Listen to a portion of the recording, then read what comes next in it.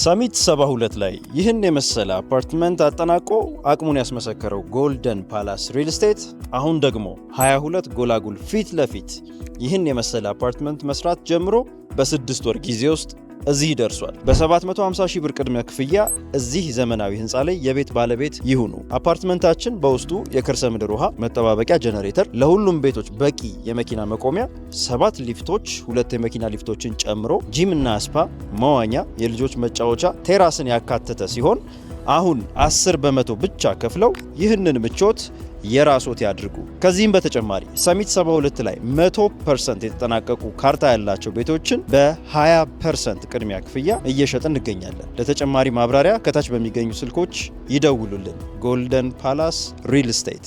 ጤና ይስጥልን አድማጮች፣ ይህ አዋዜ ልዩ ላልሰማችሁ ነው። ከመረጃዎቹ ጋር አብርሃም መኳንንት ነኝ። ሁለቱ የዓለማችን ሀያላን ሀገራት ወደ አደገኛ ምዕራፍ እየገቡ ነው ተባለ። የሀገራቱ ተዋጊ ጀቶች ለጦርነቱ ዝግጁነታቸውን እያሳዩ ነው ተብሏል። በሌላ መረጃ ደቡብ ኮሪያና ጃፓን የጦር አውሮፕላኖቻቸውን በአስቸኳይ እንዳሰማሩም ተሰምቷል። ፕሬዚዳንት ዘለንስኪ ዩክሬን በመጪዎቹ 90 ቀናት ውስጥ ምርጫ ለማድረግ ዝግጁ ነች አሉ። ፕሬዚዳንት ትራምፕ በሶማሊያ ላይ በርካታ የአየር ጥቃት እንዲፈጸም ትዕዛዝ በመስጠት ከአሜሪካ ፕሬዝዳንቶች መካከል ቀዳሚው ስለመሆናቸውም ተነግሯል። በካምቦዲያና ታይላንድ የድንበር ግጭት ሳቢያ ግማሽ ሚሊዮን ሰዎች መፈናቀላቸው ተሰምቷል። ሁሉንም ጉዳዮች በዝርዝር እናስደምጣችኋለን። አብራችሁን ቆዩ። ፕሬዝዳንት ዘለንስኪ ዩክሬን በመጪዎቹ 90 ቀናት ውስጥ ምርጫን ለማድረግ ዝግጁ ነች አሉ። ዩክሬን ይህንን ምርጫ የምታደርገው ግን ዩናይትድ ስቴትስ ለመራጮች የደህንነት ዋስትና ስትሰጥ ብቻ ነው ብለዋል። ፕሬዝዳንት ዘለንስኪ ዩናይትድ ስቴትስ ለዩክሬን የደህንነት ዋስትና የምትሰጥ ከሆነ ምርጫ እንዲደረግ እንደሚፈቅዱ አስታውቀዋል። ዘለንስኪ በመጪዎቹ 3 ወራት ጊዜ ውስጥም ዩናይትድ ስቴትስ እና ሌሎች የኪቭ ወዳጆች ምርጫውን ለማድረግ የሚያስችል የደህንነት ዋስትና የሚሰጡ ከሆነ ለምርጫው መዘጋጀታቸውን ትላንት ይፋ አድርገዋል።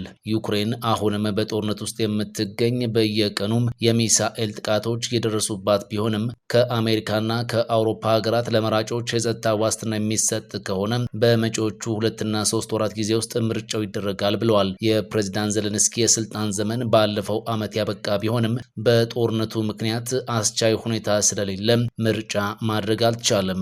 ሩሲያ በተደጋጋሚ ስምምነት ላይ እንኳን ቢደረስ ፕሬዝዳንት ዘለንስኪ የስልጣን ጊዜያቸው ያበቃ በመሆኑ ከእርሳቸው ጋር ስምምነት መፈራረም እንደማይቻል ስትገልጽ ትሰማለች። በዚህ ሰዓት እኔ ምርጫው እንዲደረግ ዝግጁ ነኝ፣ ነገር ግን አሜሪካና የአውሮፓ ሀገራት ምርጫውን ለማድረግ የሚያስችል ድጋፍ እንዲያደርጉ ያስፈልጋል ብለዋል ዘለንስኪ።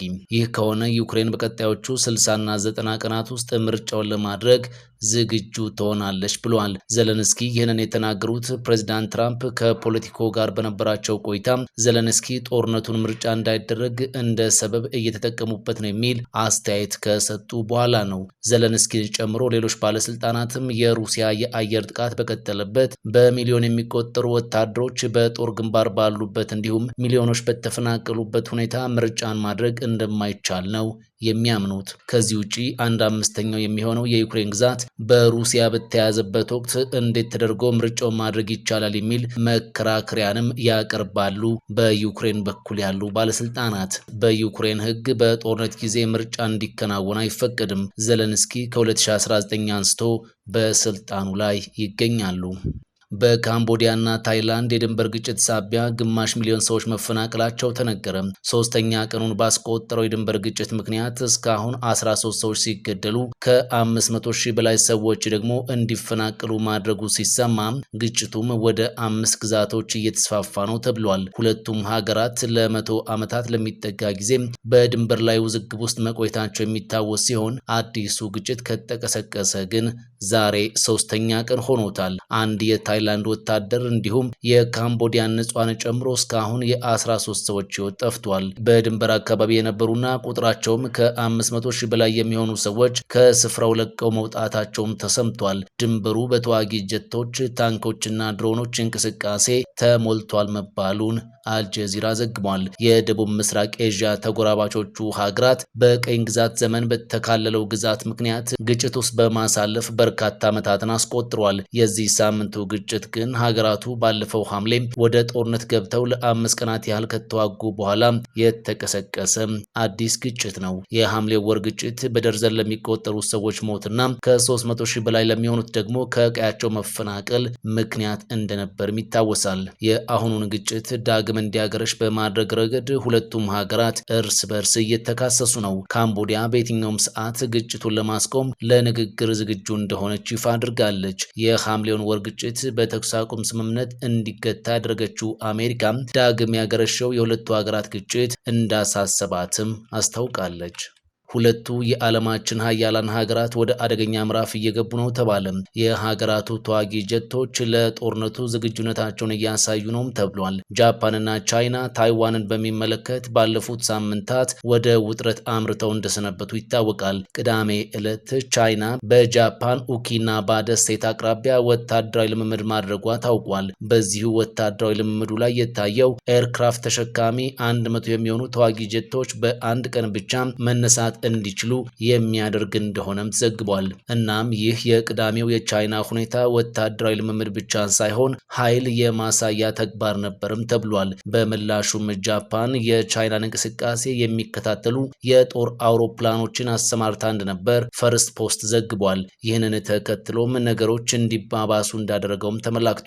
የቻይና የጦር አውሮፕላኖች የጃፓንን ጀቶች ኢላማ አድርገው እንደነበርም ሰምቷል። ጃፓን ክስተቱን አደገኛ በማለት ጠርተዋለች። የጃፓን የመከላከያ ሚኒስቴር የጦር አውሮፕላኖቻችን በቻይና ግዛት ላይ አልነበሩም፣ በቻይናም ኢላማ የሚደረጉበት ምንም አይነት ምክንያት አልነበረም ብሏል። ቤጂንግ ከጃፓን በኩል የተነሳባትን ክስ ሙሉ በሙሉ ውድቅ ያደረገች ሲሆን ጄቶቿም በልምምድ ላይ እንደነበሩ ተናግራለች።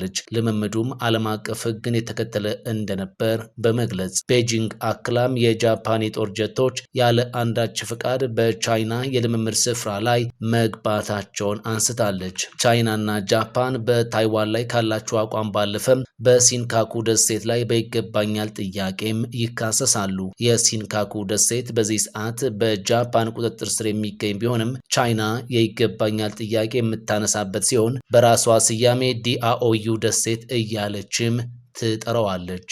በተመሳሳይ መረጃ ደቡብ ኮሪያና ጃፓን የጦር አውሮፕላኖቻቸውን በአስቸኳይ እንዳሰማሩት ሰምቷል። ሀገራቱ ይህንን ያደረጉት ለሩሲያና ቻይና የጋራ የአየር ክትትል ምላሽ እንደሆነም ተዘግቧል። ሩሲያና ቻይና በጋራ ልምምድ ወቅት አውሮፕላኖቻቸው ወደ ደቡብ ኮሪያ የአየር መከላከያ ቀጠና መግባታቸው ተነግሯል። ምንም እንኳን አውሮፕላኖቹ የአየር ክልል አልጣሱም የተባለ ቢሆንም የአየር መከላከያ መለያ ቀጠና ውስጥ መግባታቸው ሀገራቱ አስቸኳይ ምላሽ እንዲሰጡ አድርጓቸዋል ተብሏል። የአየር መከላከያ መለያ ቀጠና የአንድ ሀገር የአየር ክልል ግዛት አካል ባይሆንም የውጭ አውሮፕላኖች ለደህንነት ሲባል ራሳቸውን እንዲያሳውቁ የሚጠየቅበት የአየር ክልል ነው።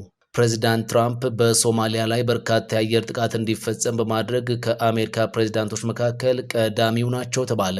አሜሪካ በተያዘው ዓመት ብቻ በሶማሊያ ላይ 109 የአየር ጥቃት ፈጽማለችም ተብሏል። የአሜሪካ የአፍሪካ ኮማንድ በሶማሊያ ውስጥ እያደረገ ያለው ዘመቻ በዚህ ዓመት ተጠናክሮ ስለመቀጠሉም ተሰምቷል። አፍሪኮም ባወጣው መግለጫ ባለፉት 30 ቀናት ብቻ በጁባላንድ እና በፑንትላንድ 7 የአየር ጥቃት መፈጸሙ ጠቁሟል። ይህንን አካቶ አሜሪካ በ2025 በሶማሊያ ውስጥ የፈጸመችው የአየር ጥቃት 109 ደርሷልም ተብሏል። ዩናይትድ ስቴትስ በአንድ ዓመት ጊዜ ውስጥ በሶማሊያ ላይ ከፍተኛ የአየር ጥቃት ስታደርስ ከፍተኛው ነው ተብሏል። ለዚህ ሪከርድም የፕሬዝዳንት ትራምፕ አስተዳደር ትልቁን ሚና እንደተጫወተ ተነግሯል። ትራምፕ በመጀመሪያው የስልጣን ዘመናቸው በሶማሊያ ወታደራዊ ጥቃት እንዲፈጸም ትዕዛዝ የሰጡት 63 የነበረ ሲሆን ይህም ከአሜሪካ ፕሬዝዳንቶች መካከል ቀዳሚውን ደረጃ እንዲይዙ አድርጓቸው ነበር። የቀድሞው የአሜሪካ ፕሬዝዳንት ባራክ ኦባማ በ8 ዓመታት የስልጣን ዘመናቸው በሶማሊያ ላይ ጥቃት እንዲፈጸም ትዕዛዝ የሰጡት 48 ጊዜ ብቻ ነበር። ፕሬዚዳንት ጆ ባይደን ደግሞ 51 ጊዜ ትዕዛዝ ሰጥተው ነበር። ትራምፕ በሁለቱ የስልጣን ዘመናቸው የአየር ጥቃቱ እንዲፈጸም የሰጡት ትዕዛዝ በአጠቃላይ 219 እንደሆነ ተሰምቷል። አሜሪካ ይህንን የአየር ጥቃት የምትፈጽመው በሽብር ድርጅቶቹ አይኤስአይኤስ እና አልሸባብ ይዞታዎች ላይ ነው።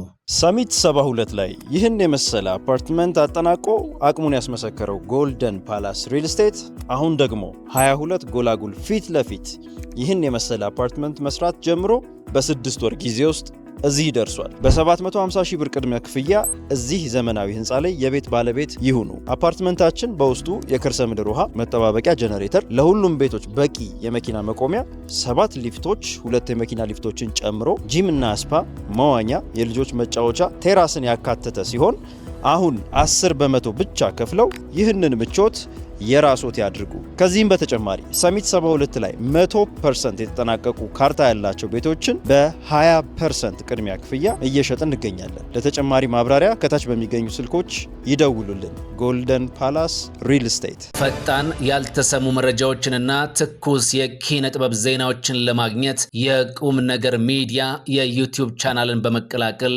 ቤተሰብ የሆኑ ቻናላችንን ሰብስክራይብ ያድርጉ። በቲክቶክም አለን። ቁም ነገር ሚዲያ ኦፊሻል ብለው ይከተሉን። እናመሰግናለን። ቁም ነገር ሚዲያ፣ ለቁም ነገር እንሰራለን።